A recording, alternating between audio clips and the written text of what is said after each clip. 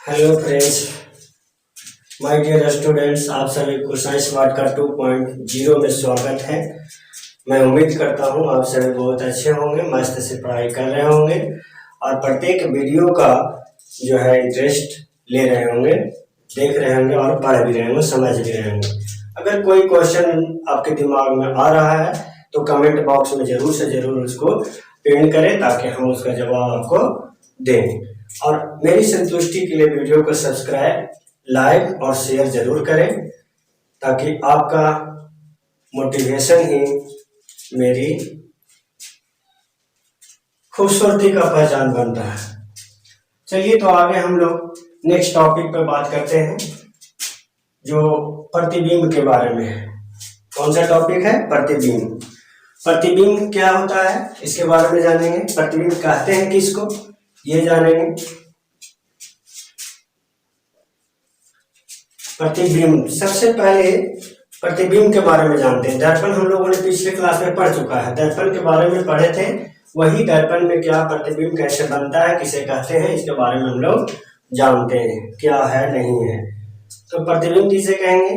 किसी वस्तु से आने वाली प्रकाश की किरण जब किसी दर्पण पर आपतित होती है, किसी वस्तु से आने वाली प्रकाश की किरण किसी दर्पण पर आपतित होती है तो आपतित होने के बाद जो परावर्तित होती है किरण, तो परावर्तन के बाद जिस बिंदु पर वास्तविक रूप से मिलते हुए प्रतीत हो या मिलती है तो उसे हम लोग वास्तविक प्रतिबिंब कहते हैं। फिर से एक बार ध्यान से सुनिएगा। किसी वस्तु से आने वाली प्रकाश की किरण परावर्तन के बाद जिस बिंदु पर निश्चित रूप से या वास्तविक रूप से मिलती है या कटती है तो उस बिंदु को उस वस्तु का प्रतिबिंब कहते हैं। और अगर मिलते हुए प्रतीत होती है तो उस बिंदु का वह भी प्रतिबिंब होगा लेकिन वो आभासी प्रतिबिंब होगा। जैसे चित्र में आप ये हम लोग यहाँ देखते हैं कि चित्र में दो वो बनाया हुआ है, एक जो है प्रतिबिंब वास्तविक है और एक जो है आभासी है। प्रतिबिंब कितने प्रकार के होते हैं? दो प्रकार के। प्रतिबिंब को इंग्लिश में इमेज कहा जाता है। क्या कहते हैं इसको? इमेज। यह दो प्रकार का होता है। इमेज कितने प्रकार के? दो प्रकार के, पहला और दूसरा। पहला है वास्तविक प्रतिबिंब, दूसरा है आभासी प्रतिबिंब। इसे काल्पनिक प्रतिबिंब भी कहा जाता है, काल्पनिक। इसको दूसरा नाम क्या है? काल्पनिक प्रतिबिंब। इंग्लिश में रियल इमेज कहते हैं और फिर जो है आभासी प्रतिबिंब को इंग्लिश में वर्चुअल इमेज कहा जाता है। अब हम लोग जानते हैं वास्तविक प्रतिबिंब किसे कहेंगे। किसी वस्तु से आपतित किरण, जो आने वाली प्रकाश की किरण होता है, वो दर्पण से परावर्तन के बाद जिस बिंदु पर वास्तविक रूप से मिलती है उस या कटती है तो वह बिंदु उस वस्तु का वास्तविक प्रतिबिंब कहलाता है। और अगर कटते हुए मालूम पड़ती है या मिलते हुए मालूम पड़ती है तो वह बिंदु वह वस्तु का आभासी प्रतिबिंब कहलाता है। जैसे यहाँ देखिए, ये चित्र में नंबर 1 चित्र में या ये चित्र नंबर दे देते हैं, इसका बी दे देते हैं। आप जान गए होंगे, पहचान गए होंगे कि कौन सा दर्पण है, ये कौन सा दर्पण है। ये आपका अवतल दर्पण है। ये कैसा दर्पण है? अवतल दर्पण। और ये जो है आपका उत्तल दर्पण है, उत्तल दर्पण है। ये आपका उत्तल दर्पण है। ये आपका अवतल है और ऊपर वाला ये उत्तल है। नहीं नजर आ रहा है, फिर से देख लीजिए। ये जो है अवतल है, अवतल दर्पण, और ये है आपका उत्तल दर्पण, उत्तल दर्पण, उत्तल दर्पण। ठीक है, ये इसको कहते हैं कॉनकेव मिरर, इसको कहते हैं कॉन्वेक्स मिरर। अवतल को कॉनकेव और उत्तल को कॉन्वेक्स मिरर कहते हैं।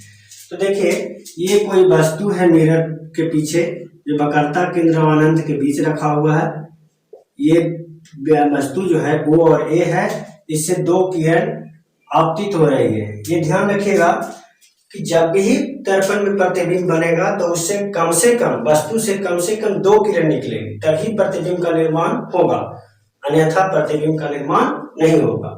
तो दर्पण से 2 किरण निकल रहा है। एक किरण ये जो दर्पण पे आपतित हो रही है और दर्पण से परावर्तन के बाद मुख्य फोकस से होते हुए ये बाहर निकल रहा है, और एक किरण वक्रता केंद्र से होते हुए दर्पण पर आपतित हो रही है जो परावर्तित होकर उसी दिशा में वापस लौट जा रही है। तो ये फोकस से जाने वाली किरण और वक्रता केंद्र से लौटने वाली किरण दोनों एक निश्चित बिंदु पर कट रहा है या मिल रही है, तो यहीं पे इसका वास्तविक प्रतिबिंब का निर्माण हो रहा है। यही वास्तविक प्रतिबिंब का निर्माण हो रहा है। हम लोग ध्यान से इसको देखेंगे कि यहाँ जो वस्तु है ओ ए, इसका कटान बिंदु उल्टा ए ओ बन रहा है। ये आपका उल्टा प्रतिबिंब है। कैसा प्रतिबिंब है? उल्टा। उल्टा है। कैसा प्रतिबिंब है? उल्टा है। और आभासी प्रतिबिंब जो है, ये देखिए वस्तु ओ ए है, एक किरण यहाँ से दर्पण के पास गया, आपतित हुआ, ये परावर्तित होकर उसी दिशा में वापस लौटा और ये वक्रता केंद्र से होते हुए वापस लौट गया। और एक किरण जो दर्पण पर गया, उत्तल दर्पण पे, ये परावर्तित होकर के फोकस से होते हुए बाहर निकल गया। तो जहां पे ये इधर निकल रहा है और एक पीछे की ओर जा रहा है, दोनों ये अनंत तक समानांतर चला जाएगा, कहीं मिलेगा नहीं। तो नहीं मिलेगा तो प्रतिबिंब का निर्माण होगा ही नहीं। तो प्रतिबिंब का निर्माण होने के लिए चाहे तो वास्तविक रूप से मिलेगा या मिलते हुए प्रतीत होगा। तो इस दर्पण में मिल नहीं रहा है, तो इसके पीछे की ओर जब हम डॉट डॉट डॉट डॉट करके मिलाते हैं तो पीछे की ओर एक निश्चित बिंदु पर हमारा मिल रहा है, और यही बिंदु पर जो मिल रहा है यही वस्तु का प्रतिबिंब आभासी रूप से बन रहा है। हमेशा ध्यान रखिएगा, आभासी प्रतिबिंब हमेशा सीधा होता है और वास्तविक प्रतिबिंब उल्टा होता है। वास्तविक प्रतिबिंब कैसा होता है? उल्टा होता है। उम्मीद करता हूँ आपको ये वीडियो समझ में आ गया होगा। वीडियो नहीं, ये पॉइंट आपको समझ में आ गया होगा। थैंक यू, धन्यवाद।